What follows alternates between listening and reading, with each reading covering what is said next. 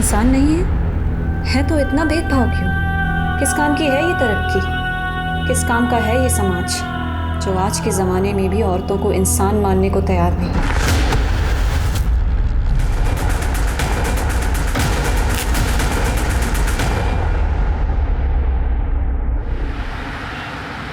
Sir, हमारी company की तरफ से आपके लिए 76,000 का प्री अप्रूव लोन पास हुआ है। क्या आप लेना चाहेंगे?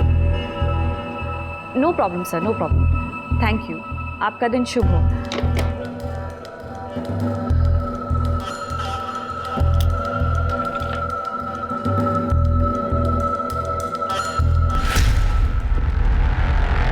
Good morning madam.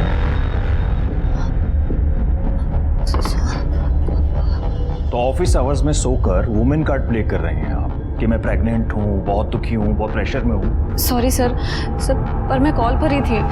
Call disconnect हुआ तो मैं थोड़ा नहीं मैडम, बहुत आराम करती हैं आप। मैं दिखता रहता हूँ आपको।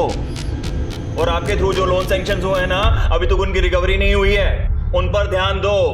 अगर वो रिकवरी नहीं हो तो पैसे सारे तुम्हें भरने पड़ेंगे या फिर जेल जाना पड़ेगा, समझिए आप। Sir please calm down sir, ऐसा नहीं होगा। वो रिकवरी जल्दी हो जाएगी। इंस्टॉलमेंट ऐसा होना भी नहीं चाहिए। अगर वो रिकवरी नहीं हुई ना तो सारे पैसे भुगतने के लिए तैयार है ना। तो काम करो और आप लोग भी काम कीजिए।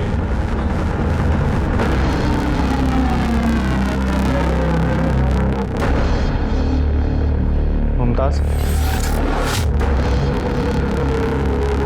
एक एडवाइस दूं तुमको, तुम्हें ना इस वक्त घर पे बैठ के रेस्ट करना चाहिए।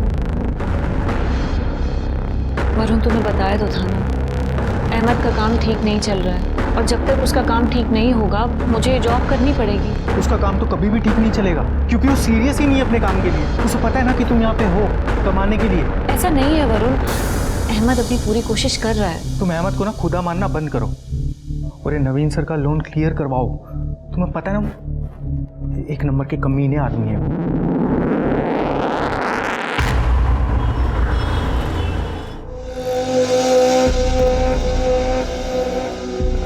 अहमद फोन उठाओ। अहमद कहाँ बिजी हो? मुमताज, अभी तक यहीं हो? चलो घर तुम्हें ड्रॉप कर देता हूँ। बैठ जाओ, रात बहुत हो गई। चलो आराम से। अहमद, मैं वहाँ ऑफिस के बाहर से कब से तुम्हें फोन लगा रही थी और तुमने मेरा फोन नहीं उठाया। और मैं वहाँ बेवकूफों की तरह सोच रही थी कि तुम शायद बिजी होगे। So sorry. वो फाइनल मैच आ रहा था, मैं देखने के लिए बैठ के, मैं भूल ही गया तुम्हें लेने जाना। सॉरी। सही, मतलब घर बाहर सब मैं संभालूं और तुम यहाँ आराम से सोफे पर बैठकर दारू पियो, टीवी देखो, बहाने बनाओ। तुम्हें पता है तुम्हारी वजह से रोज नवीन सर सबके सामने मुझे कितना सुनाते हैं वो लोन अमाउंट्स के लिए। तो तुम उसका गुस्सा मुझ पर क्यों उतार रही हो? मैं लोग तुम्हारे पास इसीलिए लेके आया था कि मैं चाहता था तुम्हारा टारगेट पूरा हो। अब वो लोग लोन की किस्त नहीं दे पा रहे, लोन नहीं चुका पा रहे, तो मेरी क्या गलती है? एक तो मैंने तुम्हारी मदद की, ऊपर से तो मुझे सुना दिया। सही कह रहे हो, गलती तुम्हारी नहीं है, मेरी गलती। I am sorry.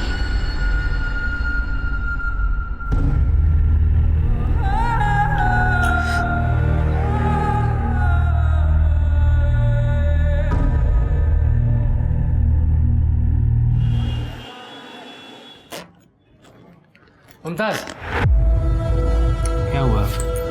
कल की बात से अब तक नाराज हो तुम? सॉरी बोला था ना तुमको। सॉरी बोलने से सब ठीक हो जाएगा क्या अहमद? मैं हूं ना, मैं सब ठीक कर दूँ। अच्छा सुनो, शुक्ला के लोन की किस्त है, तुम जमा कर देना। चलो। तो ये तुम मुझे क्यों दे रहे हो? शुक्ला से कहो ना कि डायरेक्टली कंपनी को ट्रांसफर करे। अरे तुम जमा करो या कंपनी में जाके जमा करे, बात तो एक ही है। तुम भी तो उसी कंपनी में काम करती हो। हाँ, ये लो, मैं दूँ। अच्छा सुनो मुमताज, कुछ और दोस्त हैं मेरे, वो भी लोन के लिए अप्लाई करना चाहते हैं। तुम बात करके देखना जरा। अहमद, मुझे नहीं लगता है कि अब नवीन सर मानेंगे, क्योंकि तुम्हारे थ्रू जितने भी लोगों ने लोन लिया है ना, उसमें से आधे लोग इंस्टॉलमेंट देने में गड़बड़ी कर रहे हैं। तो तुम बात तो करके देखना, माने तो ठीक, ना माने तो ठीक।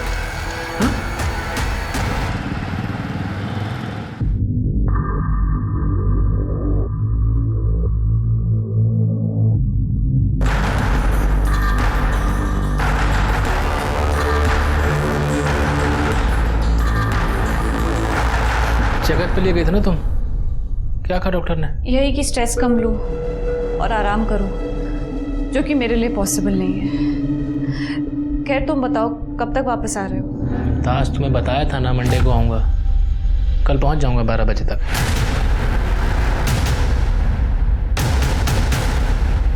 अहमद प्लीज़ जल्दी वापस आओ ना, मुझे अच्छा नहीं लग रहा है, बहुत घबराहट हो रही है। मुमताज अब तुम दोबारा शुरू मत हो, आ रहा हूँ ना कल।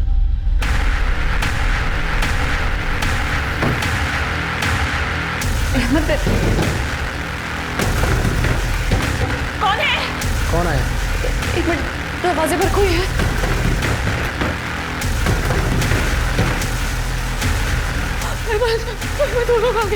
कौन आ गया? मुमताज कौन आ गया?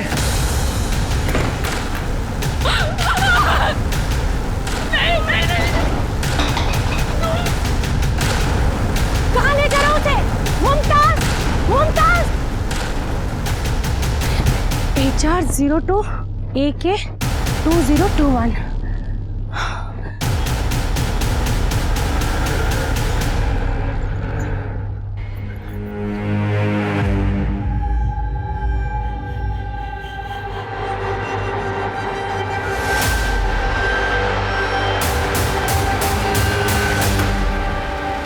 ये सब क्या है? शिवाना आपा, मुमताज कहाँ है? साहब यही है अहमद, मुमताज का शौहर। बेचारी का 8वां महीना चल रहा था साहब, पता नहीं है मक्कर से छोड़कर कहाँ भाग गया था। इन्होंने बताया कि कल 2 आदमी जबरदस्ती आपकी बीवी को घर से उठा के ले गए। क्या? मुमताज ने कभी कुछ बताया था ऐसा? नहीं सर, मैं तो 3 दिन से काम के सिलसिले में बाहर गया हुआ था, अभी लौट रहा हूँ आपके सामने। तुम्हारा फोन क्यों स्विच ऑफ है? और मुमताज का फोन भी बंद है। मुमताज का फोन बंद है ये तो मुझे नहीं पता, और फोन की बैटरी डेड हो गई थी तो रास्ते में बंद हो गया। रास्ते में कोई चार्ज करने की जगह नहीं मिली, इसलिए अभी भी बंद है। साहब कल आदमी जिस गाड़ी से आए थे उस गाड़ी का नंबर मैंने नोट कर लिया था, ये लीजिए। ये गाड़ी तो हरियाणा के रामफल चौधरी के नाम रजिस्टर्ड है। तुमने कभी सुना है इस रामफल चौधरी का नाम? अच्छा, मुमताज का हरियाणा से कोई कनेक्शन? सर मायका है हरियाणा में मुमताज का, हम दोनों ने भाग की शादी की है। मुमताज के घर वाले इस शादी के सख्त खिलाफ थे। सर मुझे लगता है कि मुमताज के घर वालों ने उसे उठाया है। सर जिस लड़की की किडनैपिंग हुई है वो एरिया आपकी ज्यूरिडिक्शन में आता है, और जिस गाड़ी से किडनैपिंग की गई थी वो गाड़ी भी इसी एरिया से रजिस्टर्ड है सर। लड़की का अपने घर से भागकर शादी करने का मामला है सर। ये लोकल लोग घर से भागकर शादी करने को या गैर बिरादरी में शादी करने को गलती नहीं पाप समझते हैं। ये लोग अभी भी पुराने रीति रिवाजों को पकड़ के बैठे हैं।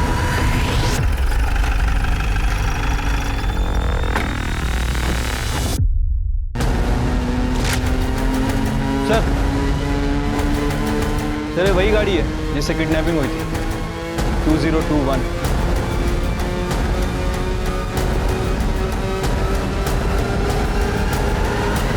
आओ दरोगा आओ, भाई आओ, भाग्य मारे क्या लोगे? चाय पानी कुछ? पता था पुलिस आने वाली है तो पहले ही पंचायत जोड़ ली।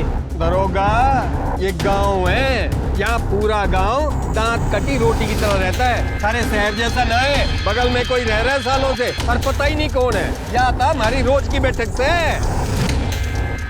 वो गाड़ी तुम्हारी है? हाँ तो ये कि इस गाड़ी में दिल्ली से मुमताज अहमद नाम की औरत को किडनैप किया गया है। क्या नाम है? मुमताज। सुनो भाई, मुमताज किडनैप हो गई। ओ शाहजहां पता नहीं कहाँ खड़े खड़े इंतजार कर रहा। मजाक नहीं कर रहा हूँ मैं भी मजाक नहीं कर रहा। कौन था?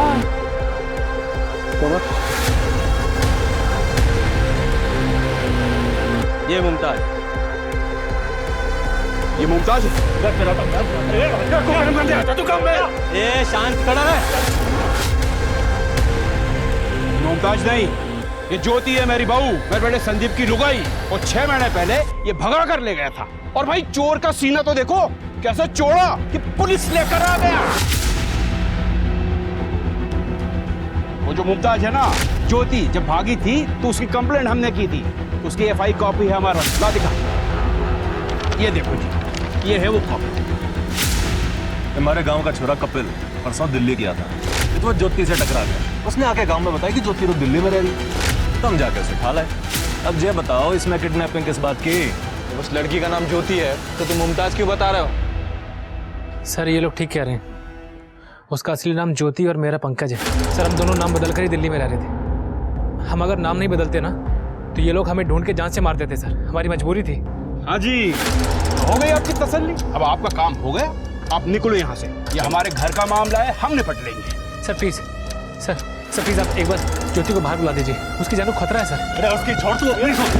बोले क्या नहीं आते? पीछे हम बाहर ही लुकाइए, मैं देख लूंगा क्या करना उसे। सर ज्योति के पेट में मेरा बच्चा है सर, मेरे बच्चे की जान को खतरा है सर। अरे मार मार का तीतर बना दूंगा तेरा। उसके पेट में तेरा नाम मेरा बच्चा है। के पेट में मेरा बच्चा है। मैं खान मसाला मांग रही है तेरी, ज्यादा बोलेगा नहीं गाड़ दूंगा। शांत खड़ा रहे। जिस औरत को किडनैप करके लाए हो, मुमताज या ज्योति जो भी है, उससे मिलना है और मिलके ही जाएंगे। तुम्हारी बात समझ में? चलो हटो। हमारा घर है, अंदर जाके दिखाओ। दरोगा अंदर तो जा नहीं पाओगे, मैं भी देखूं थारे में भीम कौन है। अरे पीछे हटो। दरोगा पीछे। इतना चिल्लाने की जरूरत नहीं था। ज्योति हमारा वारिस हमें देख के चली जाए, फिर सुसली जहां जाना चाहेगी, कोई मतलब ना है मन।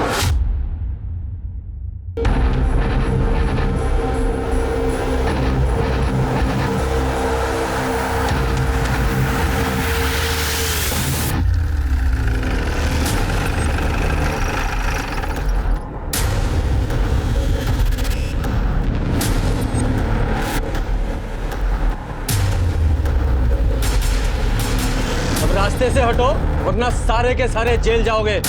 हटाओ लाठियां। चलो हटाओ। हटाओ चलो।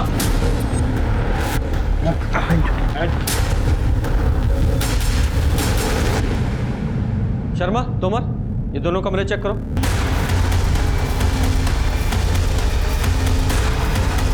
शर्मा, तोमर,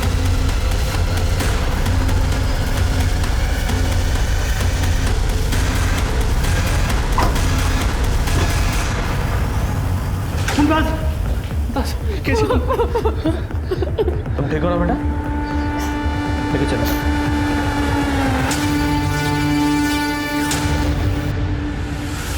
इन लोगों से डरने की जरूरत नहीं है, घबराओ मत, तुम सेफ हो।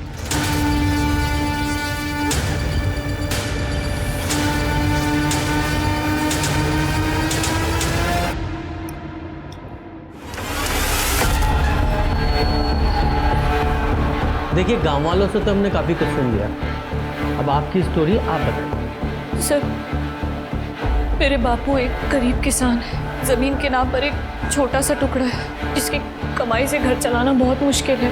पढ़ाई तो दूर की बात थी सर, पर मैंने बहुत मेहनत की सर। पढ़ाई में अच्छी थी मैं, इसलिए ग्रेजुएशन तक वजीफे पे मैंने स्कॉलरशिप पर अपनी पढ़ाई पूरी की। मैं काम करना चाहती थी सर, कुछ बनना चाहती थी।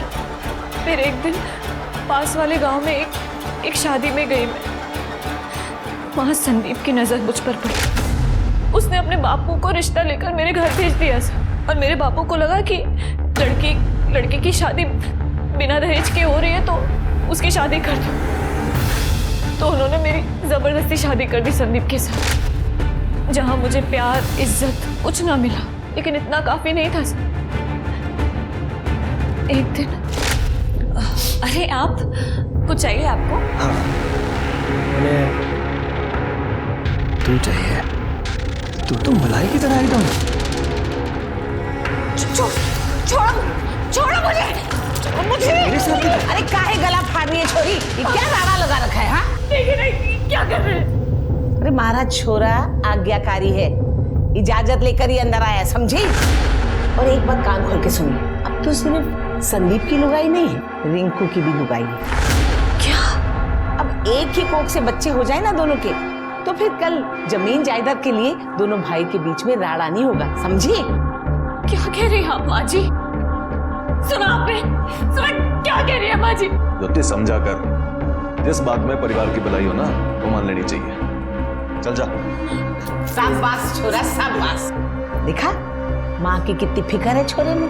अब एक बात तू भी सुन ले, तू भी मान जा, और अगर नहीं मानेगी ना तो तेरे बाप के घर छोड़ आएंगे, फिर दिखाती रहना अपनी मास्टरानी उधर। अरे ब्याही हुई छोरी घर पर जाएगी ना माँ बाप के, तो तेरी बहन की शादी तो होने से रही। सर मैंने ये सब अपने बाबू को बताया, लेकिन उल्टा वो मेरे ससुराल वालों को सपोर्ट करने लगे। उस दिन के बाद दोनों भाइयों का जब जी चाहता वो मेरा रेप करते, और मुझे ये सब सहना पड़ता क्योंकि मेरे पास और कोई चारा नहीं था सर। फिर एक दिन मैं पंकज से मिली। वो गांव में बाहर से कुछ मजदूरों को लेकर आया था ठेके पर। उसने मुझसे वादा किया कि वो मुझे इस नरक से छुटकारा दिलाएगा। पहले तो मैं डर गई, मुझे ये सब इम्पॉसिबल लगा सर कि कई लोगों को पता लग गया और मुझे जान से मार दिया तो। लेकिन जब मैं प्रेग्नेंट हुई सर, तब मैंने सोच लिया था कि अपने बच्चे को इस माहौल में नहीं जीने दूंगी, उसे यहाँ पैदा नहीं होने दूंगी सर। इसलिए मैं पंकज के साथ दिल्ली भाग गई। मुझे लगा कि मैं उस नरक से निकल चुकी हूँ, लेकिन ऐसा नहीं था सर, ऐसा नहीं था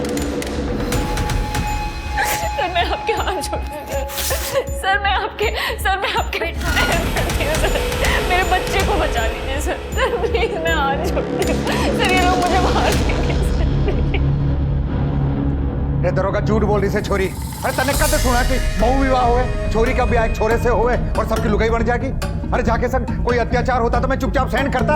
ये सब तो इस छोरे के चक्कर में खड़ा रहे चुपचाप। अरे तने मारे पीछे पड़ जाओ और ये जाके संग गेल हो जाए। अरे झूठा इल्जाम लगा रही से मारे पे। सर मैं झूठ नहीं बोल रही सर, मैं झूठ नहीं बोल रही। हाँ, झूठ ना बोल रही से। अरे इसके लक्षण तो शुरू से ठीक ना थे, इसीलिए तो जल्दी ब्याह करा दिया मैंने इसका, ताकि बरातरी में नाक ना कटे मारी। सर प्लीज मेरा यकीन करिए सर। आप चाहे तो बिट्टो से पूछ सकते हैं, उसको सब पता है इन लोगों ने मेरे साथ क्या क्या किया है सर। बिट्टो कौन है? नौकरानी थी हमारी और इसकी घड़ी लाडली है। अब से तुझे फटे पुराने कपड़े पहनने की जरूरत ना है, ये ले, अब से इन्हें पहन। और किसी चीज की जरूरत हो ना तो बता देना। हाँ, लुटा दे, सारा घर लुटा दे इस पे। नौकरानी को महारानी बना दे। पैर की जुत्ती को सिर पे चढ़ा रखा है। बुलाइए बिट्टो को। कहां से बुलाएं? ये भागी, उसके पीछे वो भागी। 2 महीने हो गए, घर का पैसा जेवर सब लेके भागी। और आपकी थाने में रिपोर्ट लिखाई थी चोरी की, ना बिट्टो मिली ना चोरी का सामान। नहीं सर ऐसा नहीं हो सकता सर। जरूर इन लोगों ने बिट्टो के साथ कुछ किया है सर। मैं तेने बता रहा हूँ दरोगा, ज्योति में इतना दिमाग ना है। ये सारी करतूत ना इस नीच की है कि सारा इल्जाम हमारे पे लगा दे और हम इसके झूठ की सजा काटते हैं। नहीं सर नहीं, मैं ऐसा बिल्कुल नहीं चाहता हूँ सर। मैं बस इतना चाहता हूँ कि मेरी होने वाली औलाद सही सलामत रहे। जो ज्योति के पेट में मेरा बच्चा। ज्योति, तुम कहते क्यों नहीं है कि मेरी औलाद है? अरे बता ज्योति, इधर देखो, ये मेरी औलाद नहीं है।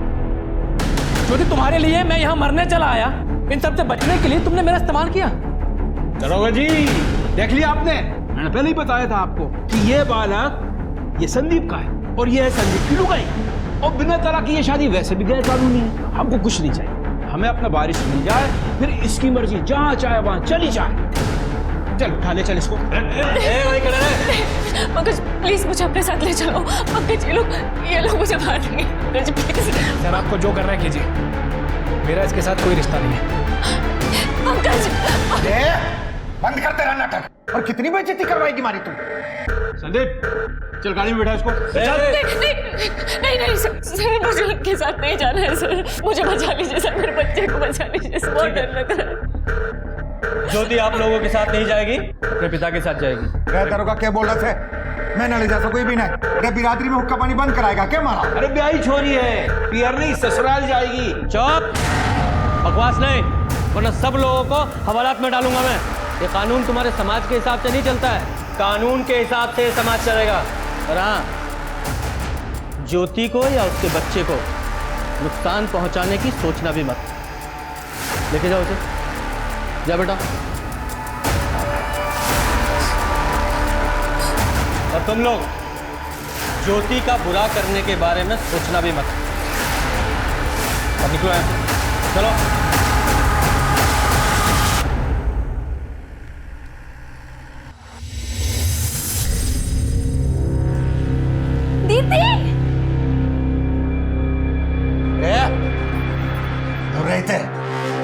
बड़ा मोटा काम करके आई से ना, जो खुश हो रही से गाना गले लगने की जरूरत ना से।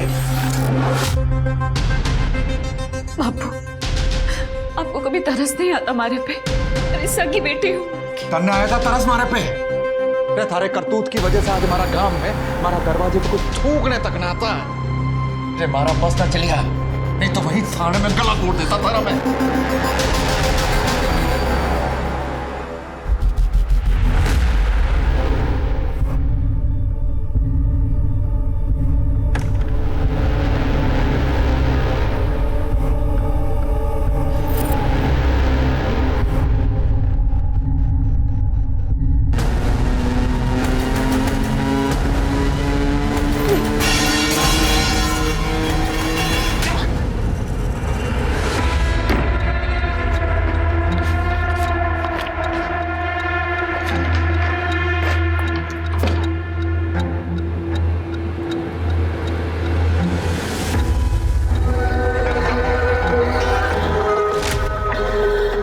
पूरा घर छान मारा है, कहीं नहीं मिल रहा। यार तू इतनी सी चीज संभाल के नहीं रख सकता? अब गलती की है तो भुगत। अब मुझे तो समझ में ही नहीं आ रहा क्या करूं, तू ही बता दे। मुझसे मत पूछ, जो करना है कर।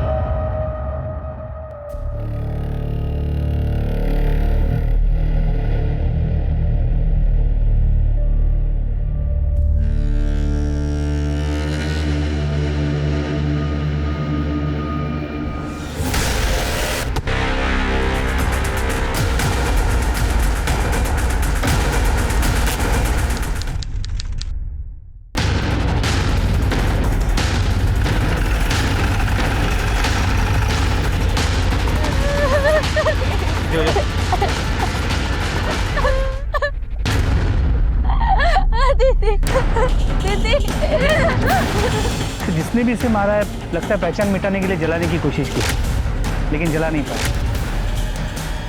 पर सर ये बैग लगता है इसने फिर से भागने की कोशिश की। ज्योति का डर सही निकला, मार डाला बेचारी को। हमें इन लोगों के साथ इसे भेजना ही नहीं चाहिए था। उसे देखकर ऐसा लग रहा है इसका मर्डर 3-4 दिन पहले ही हो चुका है। आसपास चेक करो। बॉडी से इतने बदबू आ रही है, गाँव वालों ने यही सुन के हमें फ़ोन किया था। तो बॉडी बुरी तरह सड़ चुकी है, कह पाना मुश्किल है कि कैसे मारा गया होगा।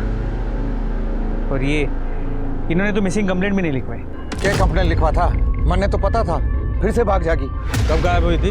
4 दिन पहले सवेरे नींद से उठे तो घर में ना दिखी, समझ गए भाग गई। शोर इसलिए नहीं मचाया कि बेइज्जती हो जाती।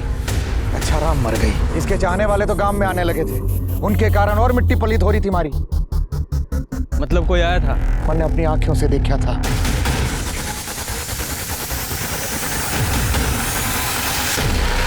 जब उसने मारा घर छोड़ ही दिया था, हमारे वारिस को लेके भाग गई थी, इज्जत का भट्टा बिठा दिया, तो फिर हमें क्या मतलब? वो सुसरी जिंदा है या मर गई? तुम लोगों ने उसे मारने की धमकी दी थी ना? भूल कर रहे दरोगा, हमारा वंश बढ़ाने वाला था उसके पेट में। बालक के आने तक तो हम उसे खरोच तक नहीं आने देते। घर में रहती, जिंदा रहती, ध्यान नहीं दिया होगा किसी ने, मार दिया होगा। मर गई तो हम क्या करें? ज्योति जिस रात गायब हुई, तू कहाँ था? घर पे ही थे, और कहाँ थे हम? तू? अरे घर पे ही था। किशन ने बताया कि ज्योति से मिलने कोई आदमी आया था, अंदाजा है कौन था वो? यो तो पता नहीं कौन था, पर हाँ कोई तो मिलने आया था। भाई साहब, ये ज्योति का घर यही है क्या? हाँ भाई साहब। क्या घर तो यही है, बाकी तू बता, तू कौन है? क्या काम है तूने ज्योति से? भाई साहब जेल भिजवाना है उसको। मुमताज बन के मेरे ऑफिस में काम कर रही थी और पैसे लेकर भागी है वो। बोला तू जेल भिजवाएगा? बेवकूफ लग रहे हैं हम।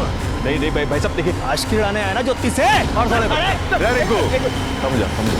अरे ये तेरी ज्योति मुमताज जो कोई भी है अब यहाँ ना रहती, अपने बाप के घर पे है वो, वहीं जाके मिल। शर्मा, ये ज्योति ने बताया था कि उसे बहुविवाह पॉलीगैमी के नाम पर दोनों भाइयों के साथ सोने के लिए मजबूर किया जा रहा था, जिसकी गवाह उनके घर की नौकरानी वो बिट्टो थी। अब ज्योति झूठ बोल रही है सच बोल रही है, ये जानने के लिए बिट्टो का मिलना बहुत जरूरी है। लेकिन सर ज्योति के ससुराल वालों ने कंप्लेंट लिखवाई थी कि बिट्टो उनके घर पे चोरी करके भागी। तुम्हें लगता है ये ज्योति के ससुराल वाले सच बोल रहे हैं? हेलो, क्या?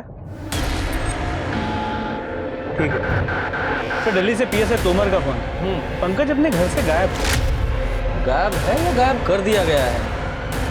शर्मा, इस पंकज के कॉल रिकॉर्ड्स और मोबाइल लोकेशंस निकालो और अपने खबरियों को अलर्ट करो। ये बिट्टो और पंकज दोनों का मिलना बहुत जरूरी है। इतनी जल्दी क्यों है तने मरने की? एक बार मारा काम हो जाने दे, फिर तेरी यो इच्छा भी पूरी कर देंगे। उससे पहले तने मरने तो देंगे ना हम। इसलिए खा पी के तू मस्त रह। मुझे जाने दो, मैं किसी को कुछ नहीं बताऊंगी। मुझे जाने दो यहाँ से। यो तेरी सजा है जिसे तुझे भुगतना पड़ेगा। मुझे नहीं खाना।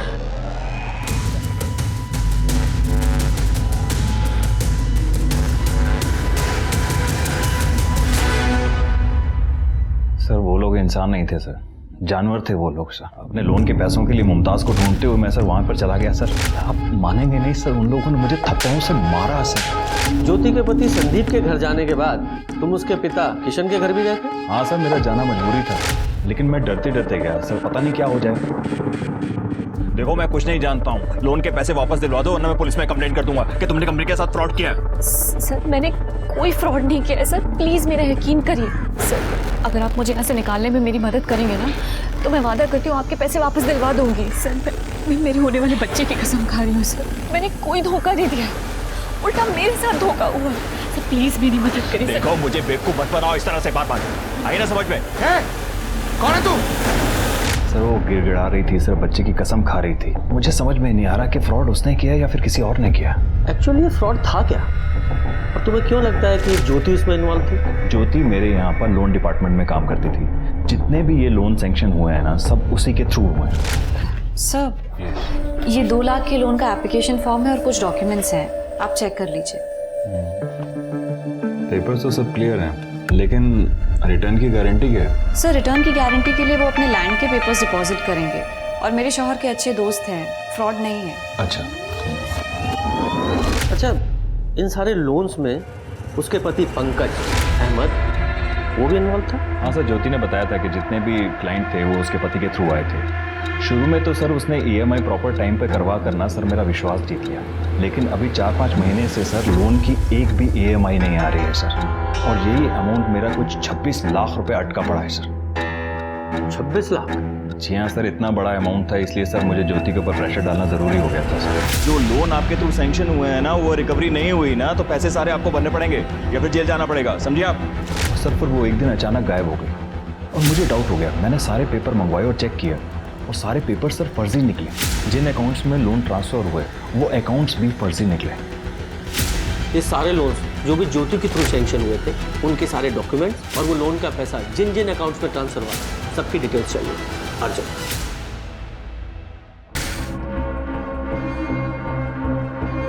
शर्मा, ये पंकज और लोन का 26 लाख रुपया दोनों ही गायब है, और लगता है दोनों ही फ्रॉड भी है। सर मुझे तो इस नवीन पे भी डाउट लगा, ज्योति की वजह से उसे 26 लाख का फटका लगा और वो इतने आराम से बैठा हुआ है। ये नवीन ने जो स्टोरी सुनाई है, जरा पता करो इसमें कितनी सच्चाई है।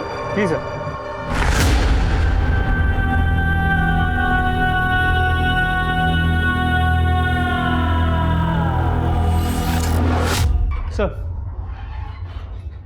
सर ज्योति की पोस्टमार्टम रिपोर्ट, उसकी मौत रात 8 से 9 बजे के बीच सर पे रॉड या किसी भारी चीज से वार करने की वजह से हुई, और उसकी बॉडी को जलाने की भी कोशिश तो की गई, लेकिन पेट्रोल या केरोसिन जैसी किसी चीज का इस्तेमाल नहीं किया गया।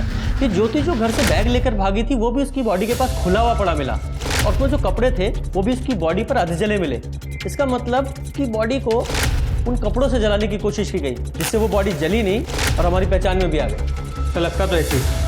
और ये पंकज, उसके कॉल रिकॉर्ड से कुछ पता चला? सर उसका फ़ोन फर्जी डॉक्यूमेंट्स पे लिया गया है, और ज्योति के मर्डर के वक्त उसकी लोकेशन उसके गांव की थी। और ये प्रॉपर्टी के पेपर? सर वो भी फर्जी है। कुछ फर्जी, ये सिम कार्ड ये भी फर्जी डॉक्यूमेंट पे लिए गए, ये प्रॉपर्टी के पेपर्स फर्जी, यहाँ तक कि बैंक के सारे अकाउंट वो भी फर्जी डॉक्यूमेंट पे खोले गए। पता करो ये सारे अकाउंट किसने और कैसे खुलवाए, और ये भी पता करो उन सारे अकाउंट से किसने और कब कब पैसे निकलवाए। इसी से इस पंकज और ज्योति के फ्रॉड का पता चले शायद। जी सर। और सुनो, ये बिट्टो, इसका कुछ पता चला? सर नहीं, हमारे खबरी काम कर रहे हैं, लेकिन अब तक कोई इन्फॉर्मेशन नहीं मिल पाई। हमने गांव के लोगों से भी ये पॉलीगेमी बहु विवाह के बारे में पूछताछ करने की कोशिश की। सब लोग ज्योति के भागने को गांव की इज्जत के साथ जोड़ रहे हैं, कोई कुछ नहीं बता रहा। शर्मा, ये तो पता करना पड़ेगा कि ज्योति घर से भागने के लिए झूठ बोल रही थी, या सचमुच में ऐसा था कि दोनों भाई उसे बीवी बनाकर उसके साथ रेप कर रहे थे। तो बिट्टो को ढूंढना पड़ेगा, क्योंकि वही असली सच्चाई है।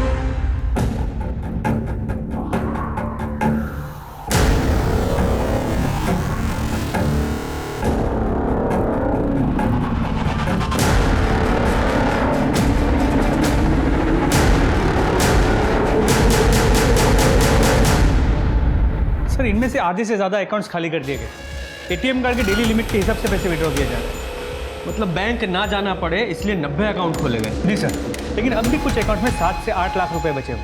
उन्हीं में से एक अकाउंट में से ज्योति के मर्डर के बाद एटीएम में से 25,000 रुपए विड्रॉ किए गए। शर्मा, उस एटीएम का पता करो जिससे ये पैसे निकाले गए और उस एटीएम की सीसीटीवी फुटेज भी निकलवाओ। सर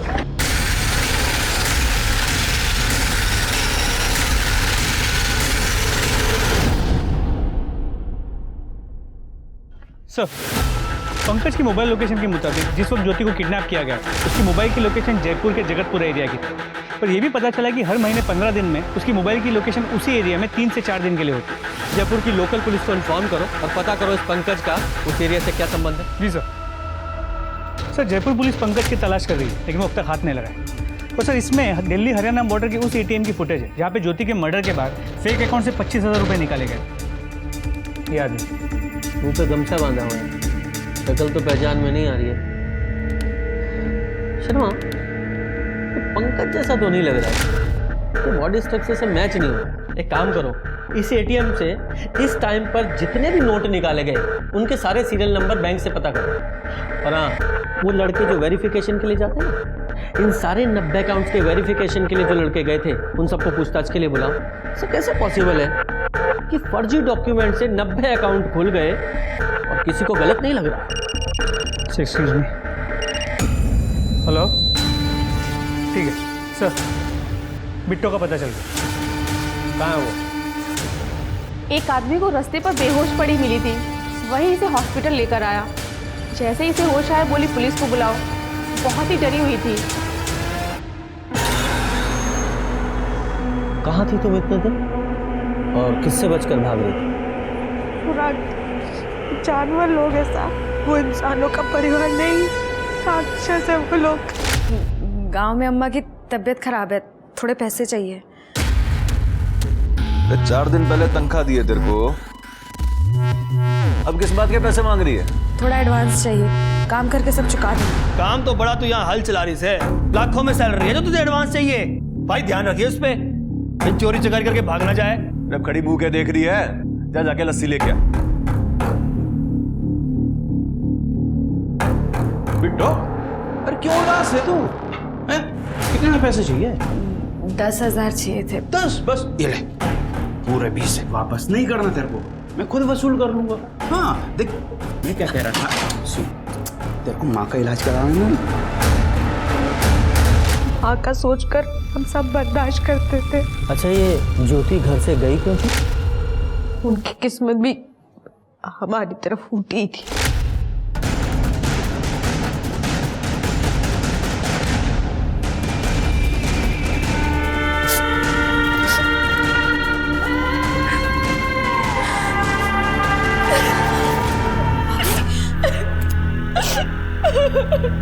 जमीन बचाने के नाम पर भेड़िया लोग भाभी के साथ जबरदस्ती करते थे। दोनों भाइयों के लिए एक ही बीवी ऐसा वो सही किया उन्होंने, वहां से भाग गए। कि भागने के बाद उन लोग की बहुत बेइज्जती, और ये झूठी इज्जत बचाने के लिए वो लोग भाभी को मारने के लिए ढूंढ रहे। मतलब रामफल और उसके दोनों बेटों ने तुम्हें कैद करके रखा था, पर मजबूरी में ही सही तुम वो कर रही थी जो वो करवाना चाहते थे।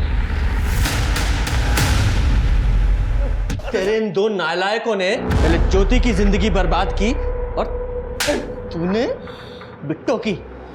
जब ज्योति से वारिस चाहिए था तो उसे मारा क्यों? हमने उसे नहीं मारा, हमें तो बच्चे के आने का इंतजार था। अगर तूने नहीं मारा तो तेरे नालायक बेटों ने मारा होगा ना? मारना होता तो थारे आके उसको बचाने का इंतजार थोड़ी ना करते, कद का मार देते सर। हमने नहीं मारा साहब, वारिस की खातिर हमने बिट्टो को नहीं मारा तो ज्योति को कहां से मारेंगे हम? शर्मा, ये इतनी आसानी से नहीं बताएंगे। हड्डियां तोड़ो इनकी। सर सच बोल रहे हैं सर, हम लोग कॉन्ट्रैक्ट बेस काम करते हैं। टारगेट पूरा नहीं होता तो सैलरी भी नहीं मिलती, इसलिए जो भी व्यक्ति जहाँ बुला लेता है वेरिफिकेशन के लिए वहाँ चले जाते हैं। उन लोगों को देखोगे पहचानोगे? हाँ सर, श्योर, पहचान लेंगे।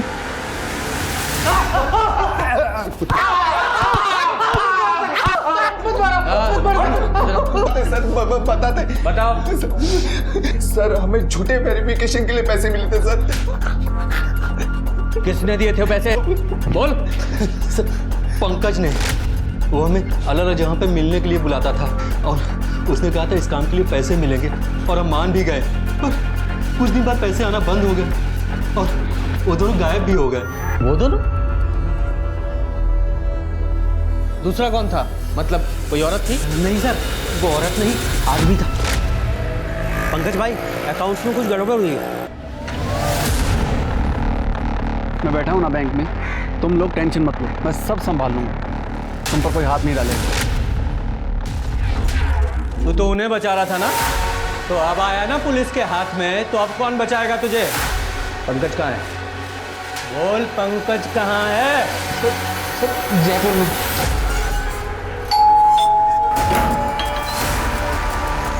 जी पंकज यही रहता है। कौन पंकज? यहाँ मैं, मेरी बेटी और मेरे हस्बैंड रहते हैं, और उनका नाम पंकज नहीं निखिल है। वो देखिए, वो आ रहे हैं।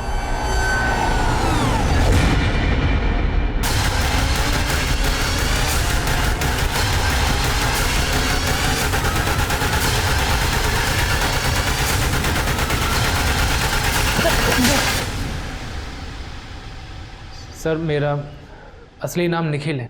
मैंने ज्योति से झूठ कहा था कि मेरा नाम पंकज है। सर मैं पहले से शादीशुदा हूँ और ज्योति को मेरे सच के बारे में पता ना चल जाए, इसीलिए झूठ का सहारा लिया था।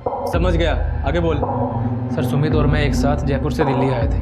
सुमित की तो दिल्ली में बैंक में नौकरी लग गई, पर मुझे कहीं जॉब नहीं मिली, तो मैंने सुमित के साथ मिलकर एक प्लान बनाया। देख, तू अगर अपने बैंक में फर्जी अकाउंट खुलवा दे तो हम लोग रातों रात अमीर हो सकते हैं। अब इतने सारे अकाउंट खोलने के लिए बहुत सारे लोग और डॉक्यूमेंट चाहिए। अरे वेरिफिकेशन होता है यार बैंक की तरफ से। देख, तू बस वेरिफिकेशन संभाल ले, लोग और डॉक्यूमेंट्स मैं अरेंज कर दूंगा। सर मैं सेल्स में था, लोगों को फंसाना मुझे बहुत अच्छे से आता है। पैसों का लालच देकर मैंने कुछ लोग खड़े किए और इसने फर्जी डॉक्यूमेंट्स पे उनके अकाउंट खुलवा दिए। और उसके बाद तूने ज्योति को बेवकूफ़ बनाकर फर्जी प्रॉपर्टी के कागजात बनाए और उन कागजात पर लोन्स उठाए। जी सर। वो बेचारी तुझे फरिश्ता समझ रही थी, तू शैतान निकला। उसे मारा क्यों? नहीं सर, मैंने मारा नहीं है सर ज्योति को। अच्छा दिखाओ ये। जिस दिन ज्योति का मर्डर हुआ तेरी लोकेशन उसी गांव में थी, सच बोल, क्यों मारा उसे? सर मैं मानता हूँ कि मैं ज्योति के गांव गया था, लेकिन उसे मारने नहीं गया था, अपनी पासबुक और एटीएम लेने गया था। सर सुमित ने तो सारे पैसे अपने अकाउंट से निकाल लिए थे। मैंने अपना पूरा घर छान मारा, ना तो मुझे पासबुक मिली ना एटीएम मिला। सर मैं अच्छे से जानता था कि ज्योति के गांव जाना खतरे से खाली नहीं है, पर मैं क्या करता वही बार बार फोन करके बुला रही थी। तो मुझे लगा मैं गांव जाऊंगा, उसे इमोशनली ब्लैकमेल करूंगा और अपना पासबुक और एटीएम ले लूंगा। तुमने मुझसे झूठ बोला, फ्रॉड किया मेरे साथ। देखो, तुम्हें अगर पासबुक और एटीएम चाहिए ना, तो बदले में तुम मुझे यहाँ से ले जाओ। सोच लो पंकज। हाँ तो मैं तुम्हें लेके जाऊंगा ना ज्योति, लेकिन उसके लिए मुझे पासबुक और एटीएम चाहिए ताकि मैं सब अरेंज कर पाऊँ। जैसे सब अरेंज हो जाएगा मैं तुम्हें यहाँ से ले जाऊंगा पक्का। तुम्हारी नीयत मैं समझ चुकी हूँ पंकज, अब तुम्हें पासबुक एटीएम कुछ भी नहीं मिलेगा। सर उसके बाद ज्योति वहाँ से चली गई, मेरे फंसे हुए पैसे मिलने का कोई चारा ही नहीं था। और सर मैं जानता था कि ये फ्रॉड का केस एक दिन सामने ज़रूर आएगा, इसलिए मैं चुप बैठ गया था। पर सर मैं कसम से कह रहा हूँ सर, मैंने ज्योति को मारा नहीं है सर।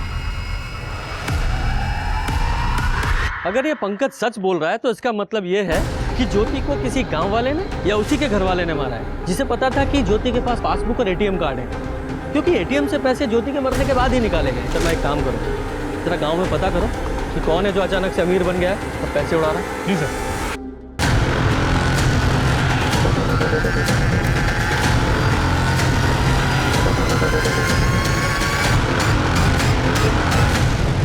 सर वो तो खुद लोगों को बोल रहा है कि उसी ने ज्योति का मर्डर किया। जोर शोर से शादी की तैयारियां चल रही, पर एडवांस में वही सीरियल नंबर के नोट्स बांट रहा है जो ज्योति के मर्डर के बाद एटीएम से निकाली गई। उठाओ इसे। तो बता, क्यों मारा अपनी बेटी को? कभी न मैंने नहीं मारा, हमारी छोरी ने। अच्छा, जो तो खुद ही बताता हुआ घूम रहा है पूरे गांव में कि मैंने अपनी बेटी को मार दिया, वो क्या है? अरे वो तो इज्जत की खातिर झूठ बोलना पड़ेगा। रोका। अरे अपने गांव में बिरादरी की इज्जत की खातिर अपनी छोरी ज्योति का खून मैंने अपने हाथों से कर दिया। अच्छा? और वो झूठ मैंने खुद फैलाए थे, तभी तो बबलू का बाप बबलू और प्रिया की शादी के लिए तैयार हो गया। इतने सारे पैसे तेरे पास आए कहाँ से? क्यों? क्योंकि जिसने तुझे वो पैसे दिए, ज्योति का मर्डर उसी ने किया है। यूं तो ज्योति को मारने के बाद एटीएम से पैसे तूने निकाले थे।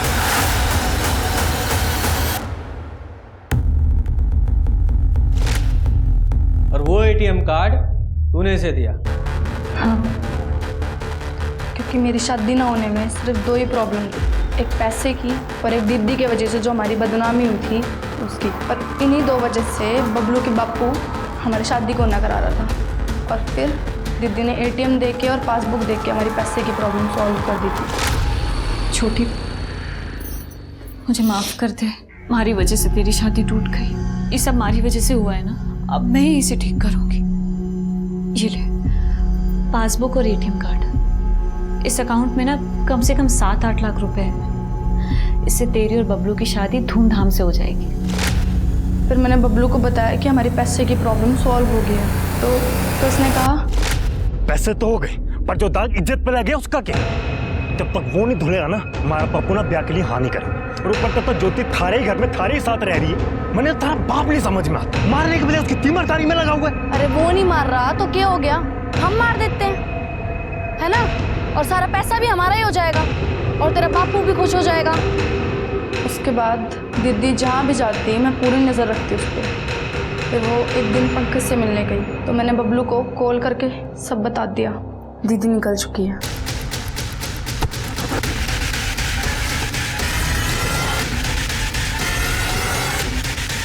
कपड़े निकाल बैठ।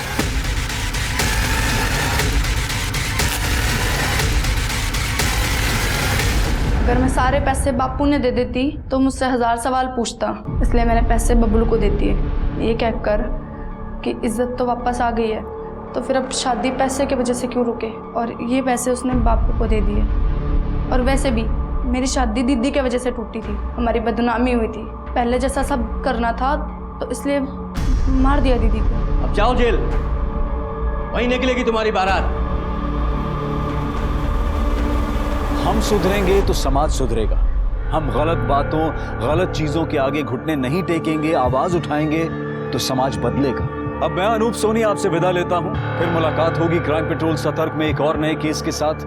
तब तक अपना और अपने परिवार का ख्याल रखें, सतर्क रहें, सुरक्षित रहें और देखते रहें क्राइम पेट्रोल सतर्क। जय हिंद।